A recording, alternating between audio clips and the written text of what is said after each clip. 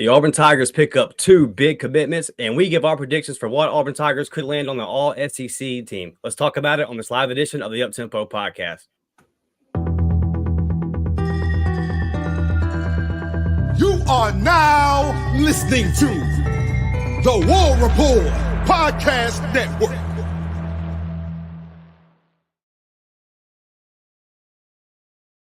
Let's go. Good afternoon, Auburn family. Dustin Smith and Blake Lane back with another episode of the Uptempo podcast. Here to talk about some big-time commitments, here to make some big-time predictions. But before we do that, man, I hope everybody had a good 4th of July weekend. Feels good to be free, damn it. Blake, how are you, buddy? I'm doing good, man. Got to watch a little fireworks show the other night and just kind of chilled at the house, stayed in the pool a little bit, and just had a fun weekend, man. So it was all good, and we're getting closer and closer to Auburn football, Dustin. It's almost here, man. Yes, sir. And well, we're a week away from EA College Football 25 dropping. That'll definitely help us get in there and scratch that itch. I'm telling you, man, right, the first thing I'm doing is firing up a play now, Penn State, coming back to Jordan-Hare Stadium. I got some get back to get, bro. That's how I'm kicking my my EA College Football welcoming the game back myself, man. I know a lot of y'all got a lot of pins up out there. New Mexico State might have to get it. So definitely got to right some wrongs, brother. Maryland might make their way onto my schedule at some point in the dynasty mode. Brad, appreciate you, brother. I miss you guys, man. That COVID is no joke, dude. It got me, and it got me down good. But Blake had an awesome episode taking a look at the Oklahoma Sooners with our guy Josh. And Blake, listen, man, let's go ahead and talk about some of these commitments that we got. Starting off yesterday with our guy Jacobe Ward, the 3-star interior offensive lineman, 6'4", 340. He's a big boy out of Savannah, Georgia, the same high school as current Auburn quarterback Holden Gerner. Beat out LSU. Auburn was kind of in the lead for Jacobe for a while, but he visited LSU's campus and they really started to push. And I did a member pod for him today. We'll drop that for you guys tomorrow.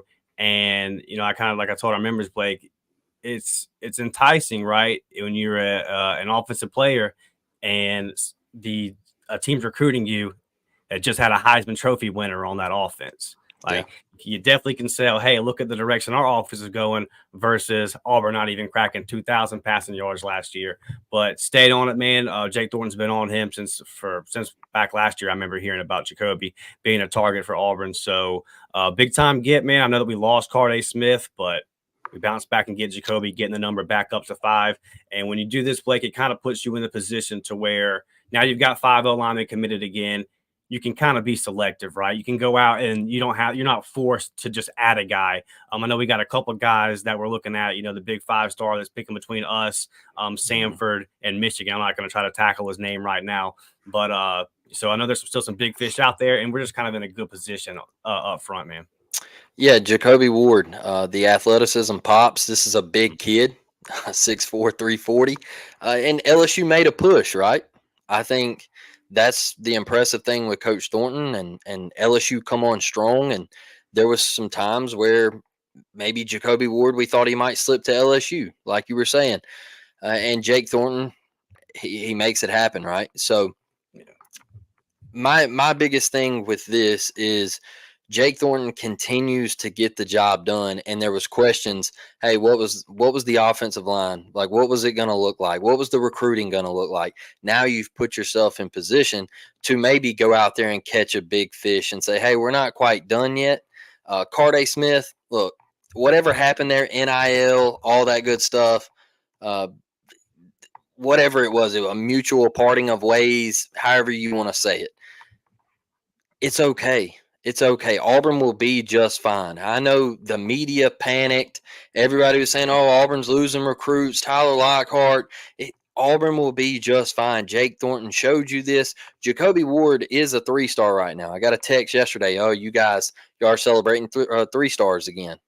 And I'm like, look, he's a 3-star because of the high school he plays at. Not a lot of people are on that side. They might not go watch him a whole lot. He might not have a lot of eyes on him just yet. I'm sure he'll bump up to a 4-star before things are all said and done this season. So Auburn will be fine. There's still some big fish out there. Auburn's got some flex that they can go attack a guy and say, hey, we want you on board. We're not done with the offensive line recruiting. So I think it's a big pickup. You filled a void, and I think Auburn fans are excited about this one. Yeah, for sure. Kind of one thing that stood out to me on film was you mentioned the athleticism, and we have to look at that for every offensive line recruit now because of the system, the RPO system that Hugh Freeze wants to run. How well can these guys move? And to be 6'4", 340, they have him pulling a whole lot. And he gets out there, and he's definitely like a road grader, really good run blocker. And I know it's just highlights, so they're not going to put him on there getting beat, but he did look well in the pass pro highlights are on there as well. Look pretty technically sound too. So, when you look at the tackle prospects and Tavares Dice and Broderick Scholl, those are kind of the gems of the offensive line class. But I hear you on the listen, it's very rare unless you're kind of what Georgia did last year. You just come out and just stack 5, 6, 7 blue chip offensive linemen. Like it really doesn't happen that way. There's going to be 3 stars in there, and the offensive line is kind of a position where 3 stars can hit. Like, look, Connor Lew was a 3-star, but his offer list didn't reflect that. Like Miami, Georgia were kind of the teams that we beat out there. Every school in the country would have took him. He was regarded as one of the best centers, if not the best center in the class, and was still ranked a 3-star. So it can get a little weird with the offensive line there. I wouldn't be too concerned about, looking at the rankings and all that with Jacobe Ward because you guys know I've been very vocal about it. Ty Buster is listed as a 3-star, and I don't believe he's a 3-star for a damn second. If LSU is on a kid and really wants him, what are we arguing about? Why are we worrying if he's a 3-star or not? If LSU, all right, a team who has been to the college football playoff, a team who has just recently won a national championship within the last 5 years, what are we arguing about? They just, like Dustin said, they just had a Heisman Trophy winner. Granted, their offensive line wasn't great. He did a lot of things with his legs, but what are we arguing about? I mean, 3-star or not, this kid can play. If he couldn't, LSU wouldn't be on him. Yeah, for sure. And you go back to the end of the Harsin era, okay? We were getting 3 stars, but what was the offer list? You were beating out like Illinois and Kentucky and Louisville. Exactly. When you're beating out SEC schools, teams like LSU, you're going after a guy that is sought after and wanted. So big time get. Now, a familiar name has joined back in the class. Hollis Davidson has rejoined 6'6", 230, Peachtree City, Georgia, 3-star tight end. I remember back, we've already done a member pod on him, so won't be another one coming for you guys. You're going to have to go back and look the first time he committed. But obviously, man, the thing that kind of sticks out is the big frame there at 6'6", 230. You kind of see it right here on the graphic. If you're listening on audio, he is going up and high pointing the ball back to the defender. And that's kind of what I think the whole game plan is here, Blake, is we know for one that we're going to be losing some upperclassmen in that tight end spot, in that tight end room, but you're looking at a guy that's a red zone mismatch here. When we get inside the 20-yard line, we need to, you got the Cam Coleman's, you got the Perry Thompsons on the outside. You know that Hugh Freeze is going to go out and kind of get those guys. Well, he wants to have 6'6", 230 at tight end as well, and a guy that can move, like he's not stiff at that size. He's athletic, and he can really go up and get the ball. And his performance in the red zone, especially last year in his junior season of high school, it just really stands out to me. He's that third down target, that red zone target. All right, man, we got to throw it up to a big body. And even on plays where you he's not getting the ball, if he's a threat, you have to account for this kind of frame. And then when I look at his mental, Blake, I'm impressed with the way he did this actually, because he commits to Auburn, and then Florida State starts to push, Georgia starts to push, and a kid from Peachtree City, Georgia, you got to hear out the Bulldogs when they call you. And he said, hey, listen, the word committed means committed to me. I don't feel comfortable going on these visits and being committed to Auburn. It kind of felt like he would be disrespectful to the schools he was visiting. And he didn't feel like he would be honoring his commitment to Auburn by doing that. So he kind of reopens his recruitment. He visits other schools, circles back and says, look, Auburn's still the place for me. So I kind of like that. I think it shows some character. And then also it kind of just, we talk about it a lot, like on the Alvin Hendersons and stuff like that. This staff, Blake, they're relentless, bro. They're relentless. Yep. They will stay on you. If you leave the class and they still want you, they don't really care. They're going to keep calling you every day. And ultimately, man, he joins back in the class. And a nice pair with our guy, Ryan G, coming in this 2025 cycle. Yeah, you got your pass catcher, right? You got your go-to guy and big body. I think you really look at what Hugh wanted here in a guy like Evan Ingram that he had at Ole Miss, and this is your guy. And you brought up a great point, Dustin, with being just relentless and him. Yeah, I got to tip my cap to him. Not a lot of kids out there do it these days, but he was straight up honest with this staff and just said, "Hey, look, I want to be straight up with you. I want you to be straight up with me. I'm going to take these visits, so I'm going to decommit." And Auburn stayed on him. They got him back in the class. He had a great showing at that 7-on-7 showcase. And you've got your playmaker now. So this was a big get. You stayed on him, went after him, got it done. You had guys on the recruiting list that were still recruiting him and saying, "Hey, come home, make it happen." Ryan was doing it. You saw him active on Twitter. So they never backed off of this kid, and I was really impressed with the way he handled it. And he said, "Hey, I'm coming back to Auburn. I like what Auburn is doing in the RPO offense." Hugh Freeze has obviously told him, "Hey, I want to make you a priority in this offense." And we got him in the bag, Dustin. You got to like this pickup. And Auburn's right there on the top 10. All right. Hollis bumped them right back to 11. Auburn's going to continue to move up. The panic has got me. It got me a little frustrated the last couple weeks just because uh, I don't think there's. Why are we in an uproar about our recruiting ranking right now? We know what Auburn's going to do. We know what this staff is going to do. Guys, Hugh said it best. We're gonna end up near the top 5. If it's not top 5, it's going to be 6, 7, 8. All right. You want the athletes on your roster that can compete with the Alabamas and Georgias. And if you finish 6th, 7th, or 8th, you're in the ballpark, folks. So that's where I stand with it. And I think this is a huge pickup. I think Auburn's got the momentum back. You wanted some. I texted you the other day. I said we need a little momentum. We need for sure. we need to have 2 guys pop and get on the road to Big Cat, right? And then I think Big Cat could really be your momentum boost going into the season too. So you're carrying recruiting momentum into your season. Put it on the field, and the thing's gonna skyrocket because I think you're gonna win some games. And I think you're going to have a solid season, and it's just going to continue to build. So trust in our head coach, trust in the people that he has put around him. We have a great general manager. Everything's going to be okay. Auburn is clicking right now, no matter what outside fan bases are saying or Twitter trolls. I see a lot of you letting Twitter trolls get under your skin. All right. Hey, let it die down, baby. We're good. We're on the right track, Dustin. Yeah, a couple decommitments, and then like Scroggins was viewed as a shoe-in. He goes to Miami, so it just kind of the way things were going. You heard all this positive stuff about Auburn's got these commitments just lined up, and it's going to be rolling, and it didn't exactly go that way. But look, I'm with you, man. You get 2 guys back on board here. I love having 5 guys already committed on the offensive line. You feel like you've got your tight end room locked up and taken care of for this class. So, and one thing too, I want to keep pointing out is that we're doing this without a quarterback committed. Facts. And I think that you're going to see, me and Blake stand by this. You're going to see by Big Cat early August, Auburn's going to let Juju Lewis know one way or the other, hey, man, if this is real, you need to get on board or not. And then we're going to pivot to other options if that's not the case. So I do think you're going to get all that squared away. But that is one thing about like when you look at no receivers being committed, just now getting like Hollis back in the class. If they knew who was throwing them the ball, that would help. And I think that you're going to start really seeing some movement on there. Auburn's going to start trying to get that wrapped up and figured out sooner than later here.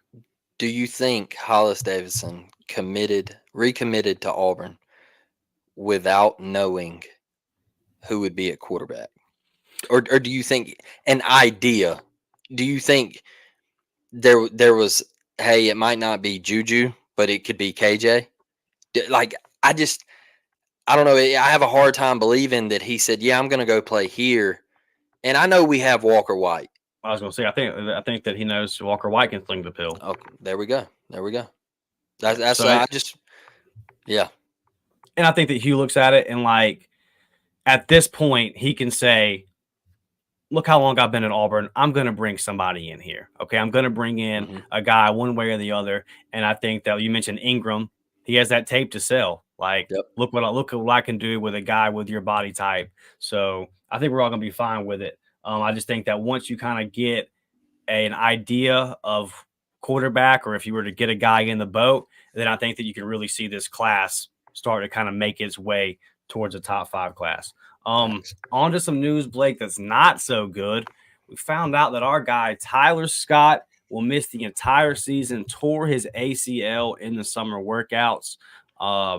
Blake, this is a blow, man. This is we were expecting Tyler to play. If we go back to spring, me and you were talking about this before we hit record.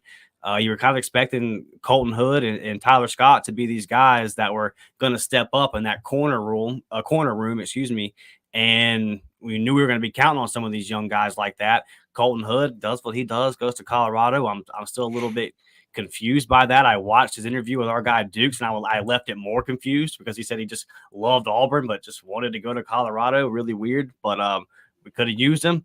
And now you've got Tyler Scott, who we're going to be using, and now he's out. So Kite, J.C. Hart, Blake, like there's some young guys that are going to have to step up. And Tyler was a young guy too, but this is a blow for the room.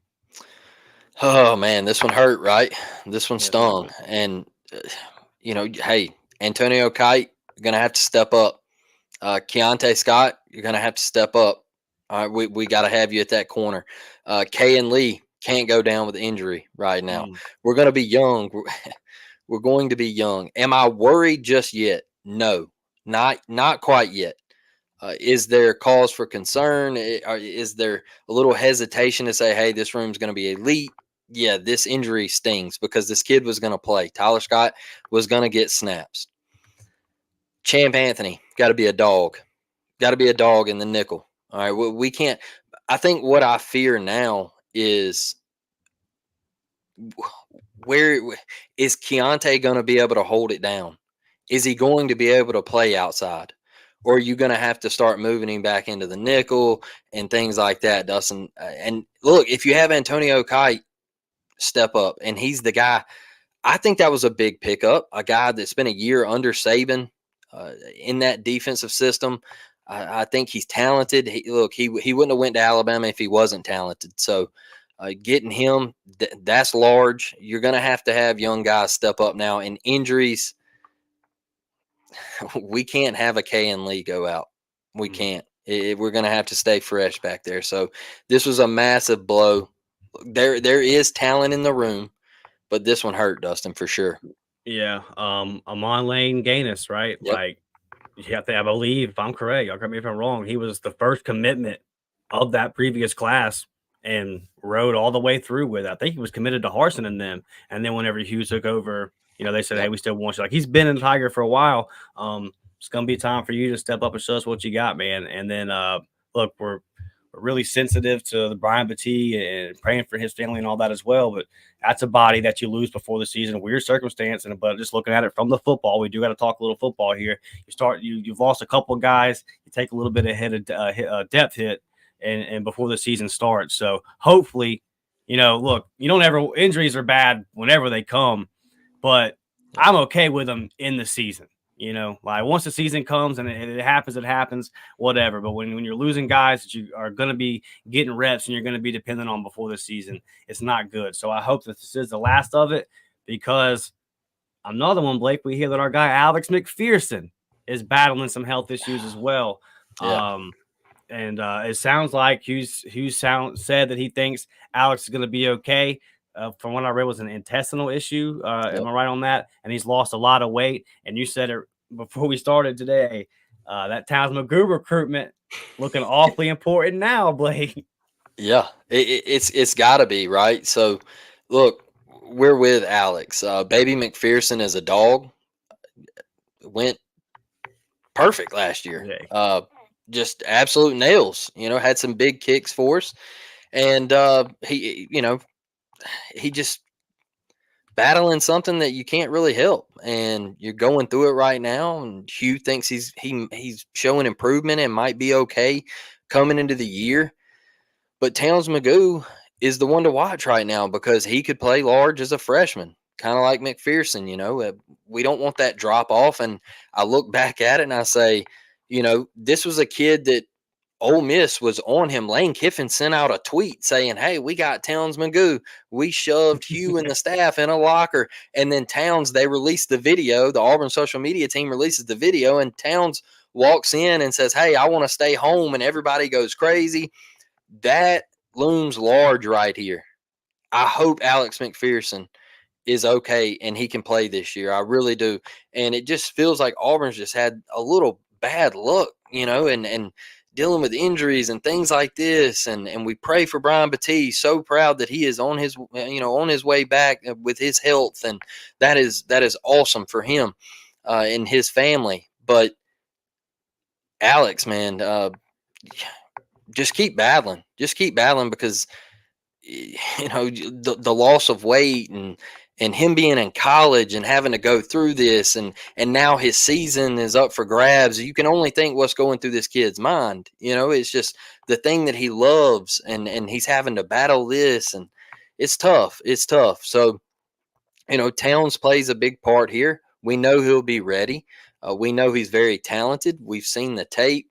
We saw him in high school and the things that he got to do there. So getting him was massive. I hope and I pray that Alex McPherson is ready to go. He can get through this. We're praying for you, big fella. This is just another blow, Dustin. Yeah, for kickers, we know that it's really mental and it's rhythm. So I'm just hoping that he's able to get back right, get healthy in time for fall camp, and be able to kind of find his rhythm and find his confidence. And I'm not saying that he's lost any of that, but I mean, you hear that he's losing a bunch of weight, that he's battling a health issue. So obviously, he's not feeling 100%. So I worry. You're talking to him, like you said, like perfect, like literally didn't miss a kick last year. If something does happen here, though, and we hope he's okay, and Pugh says he thinks he's going to be fine.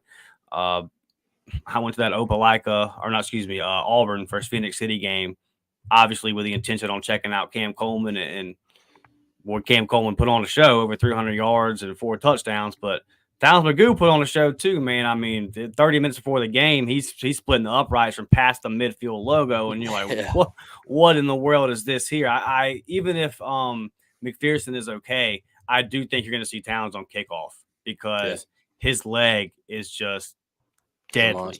It's unreal, man. It's something that we haven't seen since Daniel Carson. He's going to be clearing the back of that end zone on those kickoffs. So big time.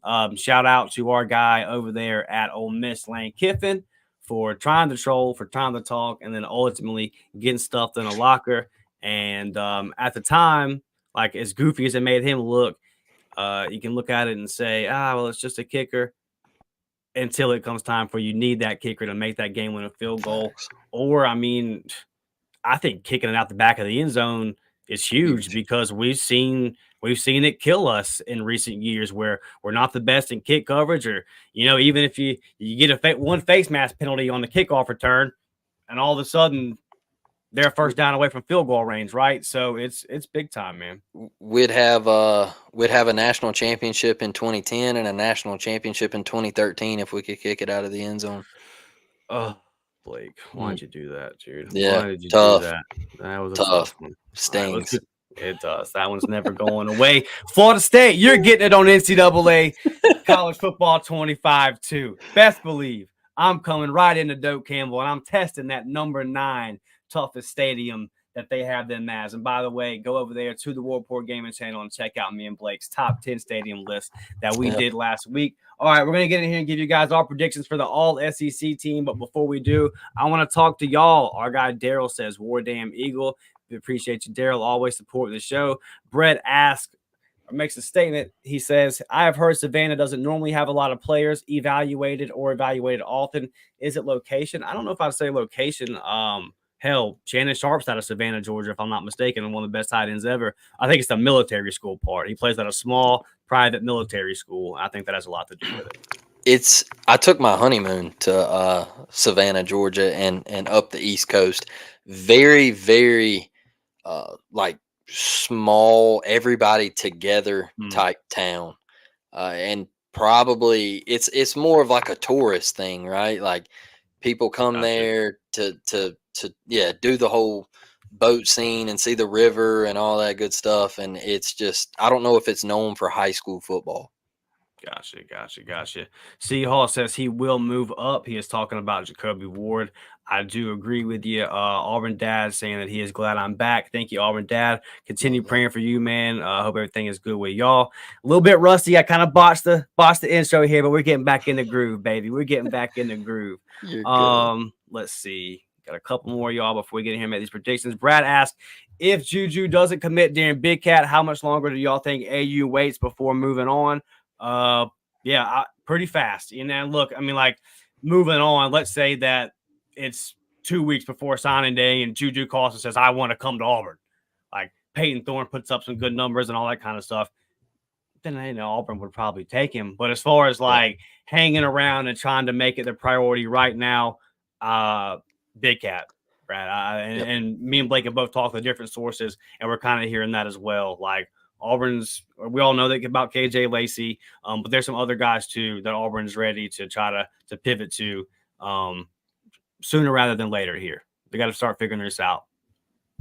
I'm with you, Dustin. I think if he doesn't come to Big Cat, it's for sure not going to happen. If he does come to Big Cat and he doesn't flip, I think Hugh's just got to say, hey, look, let's pivot. Let's go towards KJ Lacey, see if we can get him. There's been some flirtation with players. Perry Thompson made a TikTok the other day that said, hey, KJ to Auburn, ? There's been some likes on Twitter. There's some things there. Could KJ Lacey land at Auburn? People screenshotting their likes, posting it, saying, hey, KJ liked it. There you go. So I think if he's not in the boat by Big Cat, I think you got to turn. Yeah. Brett says perception is reality in recruiting. Boy, that is truer than ever in the age of social media. We're competitive and other fan bases get under our skin, especially where I'm at. Yeah, I'll just give you some social media advice. Everybody, you're free to do what you want. I'm not telling anybody how to live your life. If I see Bear Bryant's burner or Nate Goats or any stupid name like that, it gets blocked. I don't mute it. It gets blocked. Man, I'm starting to block people who post political stuff I agree with. Like, I just don't want the crap on my timeline. Now, you can do whatever you want to do. But, yeah, man, I don't engage with the troll burners.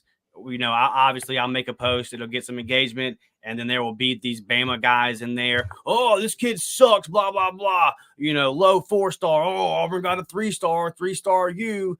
And, I just block them, Brett. I don't even try to go back and forth with it anymore because it's just ignorant, buddy. But, everybody do what you want to do. Jay says, War Eagle, Blake, and Dustin. Hope you guys have a nice holiday. Mine was all right, man. I was still kind of trying to get over the sickness, but I'm feeling better now. And I'm just ready for some damn football, bro. Like, I love the 4th of July. I love fireworks and doing all that. But I'm going to be real with y'all, man. It just reminds me that football is getting close. And I'm just not quite there yet. Billy says Scott is about to blow up at corner. So let's talk about that, Billy, because we are going to now give our predictions. We'll start on the defensive side since you brought it up first. All SEC team.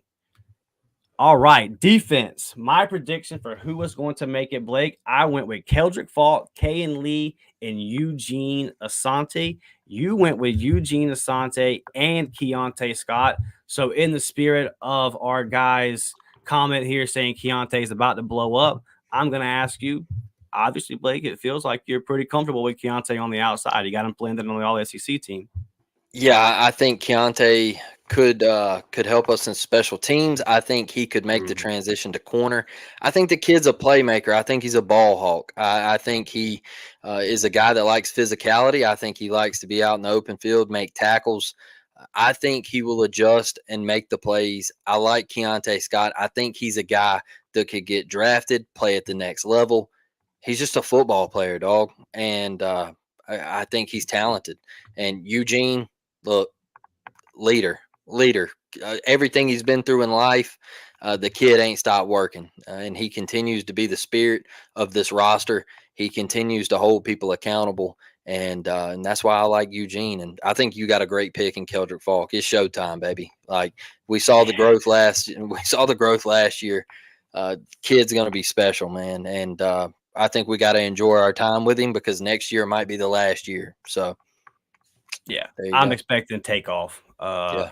I'm expecting season 2 of the Celtic Falk show to be can't miss TV, man. I really am. I think he is just going to be really going to kind of take his game to that next step this year, kind of live in the opponent's backfield. And we need that. We talk about guys and we need to be healthy. Boy, we need him to stay healthy. Then like Kay and Lee, yeah, again, I think he's the next high pick for Auburn at the cornerback position. I think he showed you from day one last year what he's capable of. And I think now with some continuity in that secondary coaching staff, remember last year, Wesley McGriff had to step away, do off the field. There was a lot of just crap going on in that room. I think that those distractions are gone now. I think roles are defined. And I think that the combination of Charles Kelly and Crime Dog with the safeties and the DBs doing their thing, I think it's going to be big, man. I'm expecting a big time effort from Kay and Lee. I think he's going to be the kind of guy that we were able to see with Carlton Davis and Jamel Dean and Noah and Roger, where it was you just go over there. You just go over there and handle that guy. When we go to Missouri, Luther Burden's going to get his, but I feel comfortable putting Kay and Lee on him. I feel like that we're going to be okay the majority of those reps with that being the situation. And then Eugene Asante is the heart of the defense. I mean, what he did last year spoke for itself. So what he brings from a leadership standpoint on top of really solid play there at that linebacker position. I think that a healthy Austin Keys, I think that a nice stable of like DeMarcus Riddick and DJ Barber underneath them, where he doesn't have to play as many reps last year. He barely even came off the field at times, and you saw him kind of wear down in the fourth quarter of some games. I think that that's going to be something. The kid that transferred over from Duke, I think he got bodies in that room now. They're going to kind of help Eugene be fresher throughout 4 quarters, and I think he's just going to kind of continue to build off of what he did last year. I think that we've talked about it previously. The next step for Eugene is defending in space.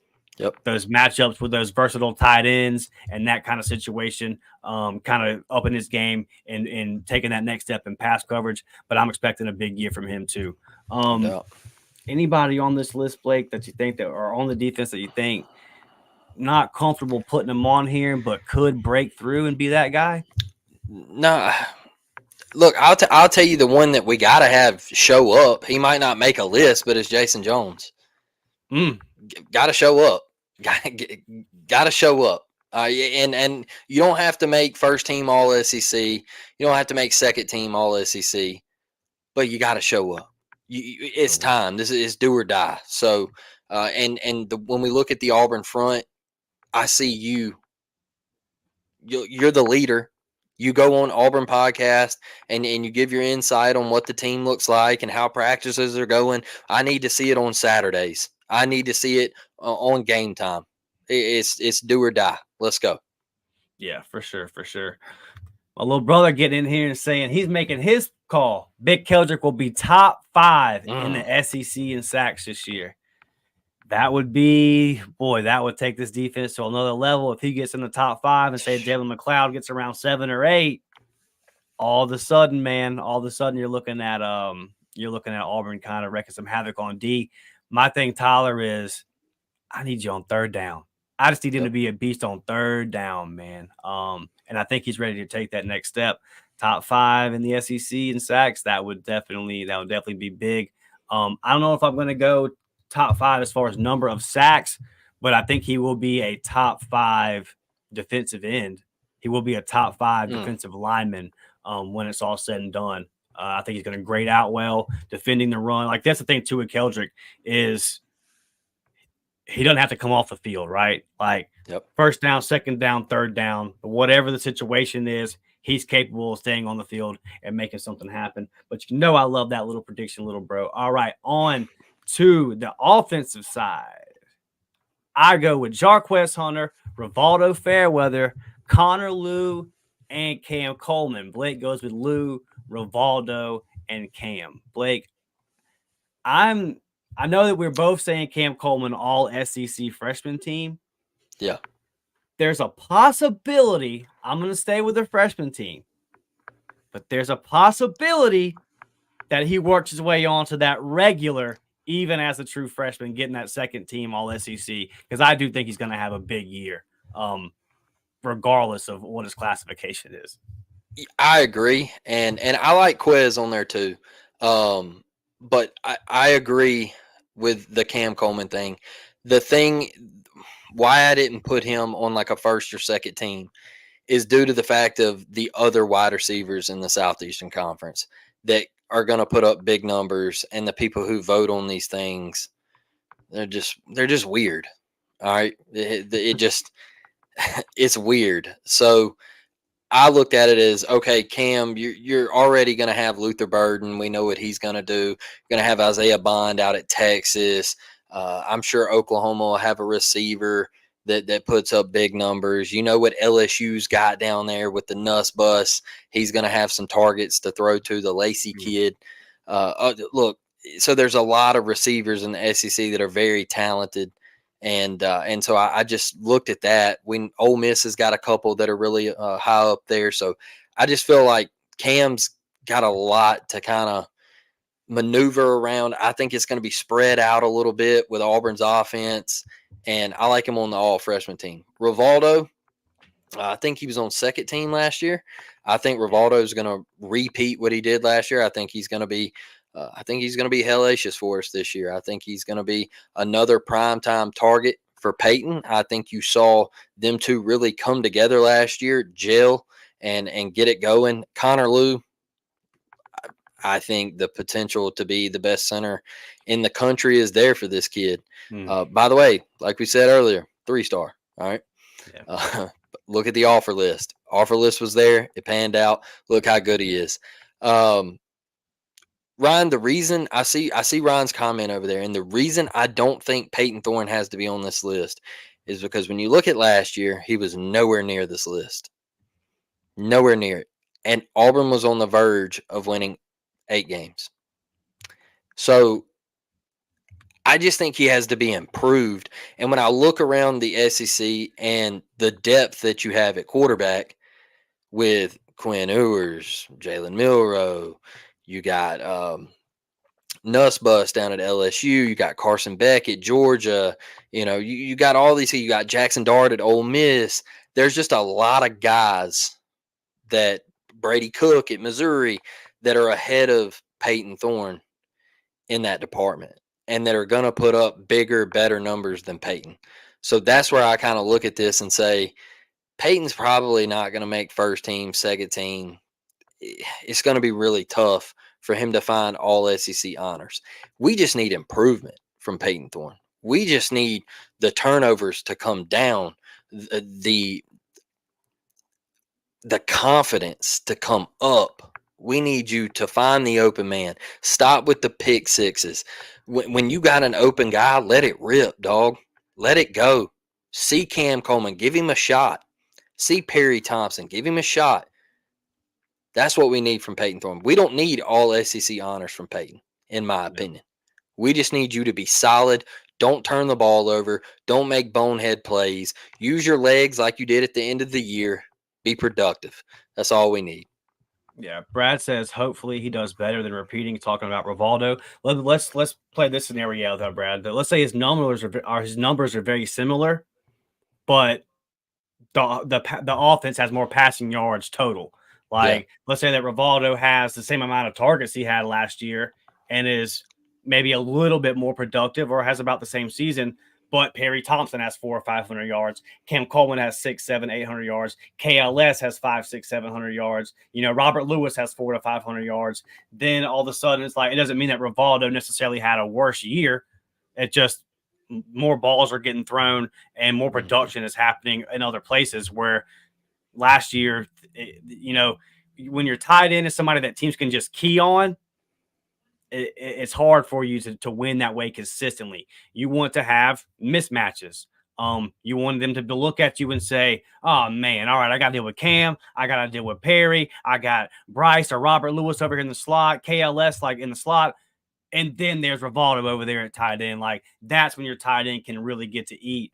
And, just him constantly being your number one target, especially in the red zone, it's hard to win games consistently like that and pass the ball like that. So I think that I think blocking, if Rivaldo can improve his blocking and then have the same passing numbers, I think that would do wonders for our team and obviously his draft stock. Yeah, look, when you gotta throw back shoulder fades to your tight end to try to win games, it's tough, y'all. It was a tough world that I know Peyton didn't pick up on certain things last year. I know that Jay Fair looked at Peyton Thorne and said, "Hey, all right, there's a blitz and it's coming from right here." And Peyton never, ever walked up to the line of scrimmage, changed protection, did anything like that. All right. He never looked over at Jarquez and said, "Hey, he's blitzing." All right. Nothing. It was nothing. I get that. But when you're in a situation where you were having to find Rivaldo Fairweather on back shoulders late in the third quarter to try to win games, guys, we didn't have it. We didn't have it. So now Rivaldo's actually going to get to be a tight end this year. He's actually going to get to play his position, and I'd have to play wide receiver for us. All right. So, hopefully there's some improvement there. Yeah, for sure. All right. Comment section's popping. I got a lot of y'all that I want to get to before we get out of here. But a quick set of announcements before we do. Mention today that we hopped on the Jacobe Ward pod. Did that for you guys. That'll be out tomorrow. We got NCAA. I keep calling it NCAA. EA College Football 25. Will be dropping soon. If you want access to the online dynasty that we will be creating, you're going to need to be a member. You can get our gamer tag, hop in this game day group chat and all that. We need to start getting that popping. So if you are a member and you're looking to get into that, we need to go ahead and start kind of figuring out what conferences we want to do, kind of start coming up with some rules. So definitely, if you guys, I know like our guy Jazzy, Brett, some of y'all been talking about you're excited for the game to come out. We got to start coming up with some rules for this dynasty. So get at us. Yeah, man, we got the members only live chat, the member shout outs, priority reply to comments, early access to videos. And look, for our JV squad, I am working on some Auburn classics. Gonna be going back and looking at some flashback games. Got one, but the first one we're doing is 04 Auburn LSU. Yeah, man. Me and my pops, Hurricane Ivan had just hit. I'm sure everybody on the Gulf Coast remembers. Me and pops watched that one on a 4-inch black and white Coleman TV. We had tinfoil around the antennas, sticking it out the window on a TV table that was like halfway in the living room, halfway in the back porch, and no one had power in the neighborhood. So we ultimately, about all the men came over to the house, and we had about 30 men gathered around this 4-inch TV. And obviously Courtney Taylor with that game-winning touchdown, and Auburn goes on to win 10-9. What a great memory that was for me, and I'm sure that all y'all have awesome stories as well. So I'm looking forward to do that. That's going to be available for our JV and varsity squad, and then obviously for the varsity squad, we just got the Jacobe Ward commitment. I still got to do the Bryce Diaz for you guys, and as more guys join the class, we will hop on that and do that for y'all. I know that Blake's going to do some baseball stuff for you guys soon. We got a lot of new commitments joining the team. We still got to talk about some basketball stuff and look at all that. So a lot of stuff coming up for you members, man. I know that these last couple of weeks really kind of been light on the content, but it's July, guys, and we don't want to repeat the same thing 500 times. And I don't think y'all want to hear us saying the same thing 500 times, but we're about to start cranking these things back up to 2 episodes a week. And then as we get into August, we'll start doing our 3. Y'all know we get into the season, we're going to have the previews, the reviews, the Tuesday night show. And we got some other ideas for you guys as well on top of the video game stuff. So the content is really about to start popping off from us here. And then Blake, I know you got a new sponsorship, my guy, that you want to talk to the people about. Yeah, man. Van St. Golf, if I can get it up over here real quick. Yeah, roll that clip, Look, baby. Yeah. Here we go. Look, vanstgolf.com. Use code UPTEMPO, 15% off your first purchase, or off any purchase, to be honest. Look, they sell great hats, great golf polos. What can I say? Right now on the golf course, it's blistering hot. And if you play 18 like myself, you want a nice, comfortable shirt and a nice little hat that'll get the breeze through there. So you want to stay cool on the course. So Van St. is the way to go. And go check them out, man. Use that code UPTEMPO. Yeah, for sure. Go do that, man. Help us out. Smash that thumbs up button. Share this thing on social media. Subscribe to the channel if you have not. We want to be to 2,000 subs before the season gets kicked off, because we know when the season starts, the numbers are really going to start to rise. And then we want to try to get into that 3,000 mark before the season's over with. We're right there, guys. We're less than 300 subs away from 2,000. So let your friends know we're here. We're doing big things. And before we get out of here, I do want to see what y'all got to say. Our guy Marshall says, 3-star O lineman is still pretty good because they're hard to evaluate sometimes. Absolutely. You see a lot. O line is one position where a lot of times a 3-star hits, and then a lot of times a 5-star might not. It's definitely when you listen to people that do this for a living, they say that offensive line is one of the toughest positions to evaluate. Brett says Juju wants to commit before his season starts. And yes, I have been hearing that lately. Therefore, at first, the narrative on Juju was this might go well into the fall. But I know lately he's been saying that he does want to get committed before his season starts. So we're going to get some movement on this within the next month, one way or the other. Ryan, I'll see this. Julian Lewis will come into Auburn when he signs a deal with Nike. Nike will unveil the Julian Lewis shoe at Auburn in June 2025 as Nike begins its contract with Auburn Athletics. War damn Nike, brother. This is a level of the bug that I can get on board with, Ryan. I can get on board with this, baby. I like that one a lot, Blake. I love it. Look, I'm Nike through and through. I love anything and everything Nike. It's my favorite clothing brand. It's my favorite store to go into when I enter a mall. I'm all Nike. Every shoe I got over here is Nike or Jordan brand. So I'm locked in, and I'm so glad Auburn made the move. It helps in recruiting. It damn sure helps in basketball recruiting. Don't nobody want to step on no hardwood and no Under Armours. All right, and I tried to preach y'all that for years. I tried to say it years ago on Twitter that Under Armour was 10, 12 years ago.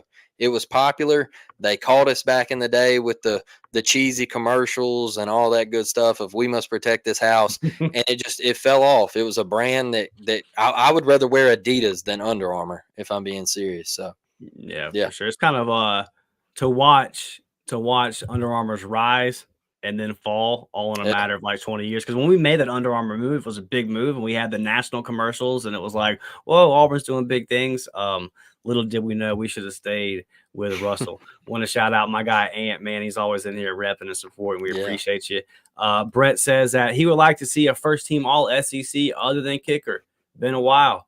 It has been, man. It absolutely has been. I think that I think Connor Lew's got the potential to make the first team. I think that Keldrick Falk, K and Lee, they have the potential. If Jarquez has that big 1,200 yard year, he could definitely crack that list. So there's potential, man. We can definitely, our guy, I saw Phil Still. He did his all preseason. He went to 4, and he didn't have Connor Lew even on the 4th team All SEC. And I'm not sure if there's 4 centers in the SEC better than Connor. Real quick, let's do special teams. If McPherson is healthy, I think he makes the list. I'm gonna say no on Oscar Chapman, but I expect a really good year from Oscar Chapman, and I wouldn't be surprised if he did make it. And I will go with your Keontae Scott pick, but at punt returner. Yep. I think he will make the All SEC list at punt returner. Ryan says, if you call out Jason Jones, you better man up. That dude is a winner and a future champ. I don't think Blake's calling him out to a boxing match, Ryan. I don't think Blake wants that smoke. But when we're looking at guys that got to step up, if it's not him, then it's Philip Bleedy. Like somebody at defensive tackle needs to step up and be and have a consistent year. And like Blake said, doesn't have to be all SEC or anything like that. But he does have he's got to be that guy. And you a lot of great comments tonight, Ryan. But to say that dude is a winner and a future champion, right now, no one on this team is a winner in terms of football. Not saying they're not winners as people, but right now this program doesn't have any winners. So that's something that this whole locker room is trying to attain. I think Jason Jones is a leader in this locker room. I think he's a good kid. I'm not saying anything like that. But let's see if he can be a part of making this program a program full of winners, and he can be a great guy. All he wants, needs to play good defensive tackle this year, or nothing else really matters. That's kick that damn ball off. That's what we want to see. So good stuff though, Ryan. You've been awesome in the comments today. And we got one more before we get out of here. Locker Room Sports says, where's the confidence of Coach Freeze from Peyton Thorne this year? He thinks that Walker White is better. So, I mean, we can make a whole podcast off of this comment alone, this question, and we've talked about this like every Auburn podcast has about 5,000 times this offseason, and I'm so ready for the games to get going so we can quit having the same quarterback conversation. But listen, man, as far as where the confidence of Coach Hugh Freeze is, as far as picking him over anybody else in the room, I think he kind of saw it at A-Day. Like, I love the potential of Walker White, but a guy coming out of a private school in Arkansas, high school ball, he's got a lot of learning to do. And he said as much. He sat down with Mike G for the AU Mix, a really good episode. I encourage y'all to go watch that if he hasn't. And Walker admitted, like, I got a lot of stuff here that I'm trying to learn. I think Hugh Freeze has described it a couple of times in practice as he was swimming. The arm talent's there. We all see the arm talent. We saw it in the All-American game. We saw some flashes of that arm talent at A-Day. He's the best runner, I would say, in that quarterback room right now. Definitely the best athlete, so he's going to be able to make things happen in Hugh Freeze's RPO system. I think Walker White is going to start games for Auburn at quarterback one day. It's just not going to be this year unless things go drastically wrong. The confidence in Peyton Thorne is that he's been the most consistent and best quarterback throughout spring practice. And like there was after what happened in Nashville, there was kind of that little window. Hugh Freeze even said, we got to reevaluate everything. Look, Holden had some good days from what we hear. Hank Brown had some good days. Walker White had some good days, but Peyton Thorne was the most consistent. He was the best. And you kind of notice there hasn't even really been any pushback as far as anybody in the Auburn media space or anybody on the team. Like, everyone kind of has accepted that, like, hey, this is Peyton Thorne is the best option for this year. And I think that the schedule sets up with a nice first 4 games for him to get his feet up underneath him. As far as you think White is better, will White be a better quarterback than Peyton Thorne when it's all said and done? Maybe so.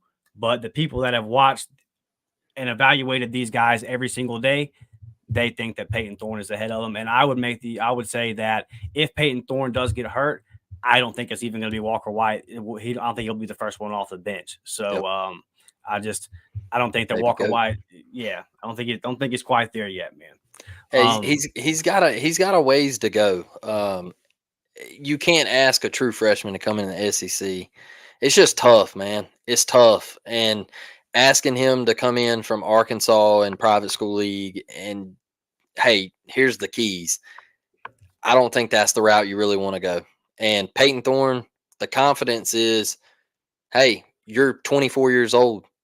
You've played a lot of college football. All right. You've played a lot of college football. You got to show up. All right. I didn't go to the transfer portal. I didn't spend $1 million. I'm putting you in the Lambeau. All right. All you got to do is just don't wreck. You got Jarquez. You got Cam Coleman. You got Perry Thompson. You got Keandre Lambert-Smith from Penn State. Just don't wreck. All right. Well, you got the offensive line. Just be an average quarterback in the SEC, right. And you're going to win games. That's the confidence. Yeah. Protect the football, man. Protect the football. And I see saw somebody in the comment mentioning Jason Campbell. And look, so it don't always work out that way, right? Every time there's a quarterback that struggles at Auburn, we're always like, well, he could be Jason Campbell, but maybe he does. And I'll even go way down the list, and I'll say it again. Just be Chris Todd. You ain't got to be Jason Campbell. Just be 2009 Chris Todd. And this Auburn team will accomplish and have a good year. Just protect that football, man. Protect that football and be efficient. You don't have to light the world up because this team is still going to be in 12 personnel. This team is still going to run the ball more than they pass the ball, despite all the additions and the weapons that we've added. We're still going to lean on Jarquez Hunter, Damari Alston, and me and Blake have not been shy about our expectations for Jeremiah Cobb. So, look, I think that you're going to see an improved Peyton Thorne. And then again, you got a schedule that sets up for us to see that. And if not, if he comes out this first couple of weeks and he's struggling, then I don't think Hugh Freeze is going to mess around and let this thing go. I don't think he's going to let it go too far because I think that he kind of is going to kind of have sense the urgency in the building. And D says it's okay for Walker White to need some time. It is. It's okay. It's okay for a quarterback. Hey, does Arch Manning not have smart football people in his corner? Yep. Is he chilling at Texas? Yep. He's not going to start this year. He's perfectly fine just sitting and waiting his turn in his system, isn't he not? Yep. He made comments about it. He actually said during the bowl game, their quarterback, their backup, he hit the portal. So it moved Arch up to number 2 on the depth chart. So he had to prepare as the backup. And he was like, hey, I've learned something there. Going from the number 3 guy to the number 2 guy was actually a helpful process because it taught me that, hey, now I actually have to legitimately game plan because if Quinn goes down, who has had his run-ins with injuries, I have to prepare like I'm the starter. He knows this year, hey, I'm not going to be the quarterback, all right? But I'm going to be the number 2 guy. Say Quinn gets hit in the backside, all right?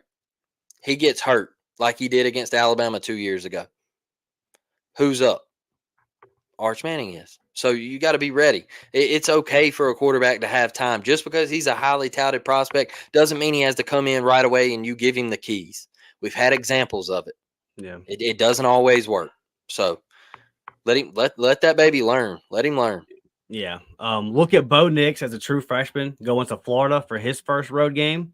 Yep. Versus Carson Beck coming to Auburn for his first road game. Now, I know the teams are vastly different, and Georgia is a lot better team than Auburn was in those scenarios, right? But I'm just saying as far as first ever road SEC game, true freshman versus a guy that has sat a little bit and has some time to wait. It's okay to wait. Yep. Locker Room Sports Talk asks, real question, how many people have watched Juju's high school film? I've watched every snap that I could find.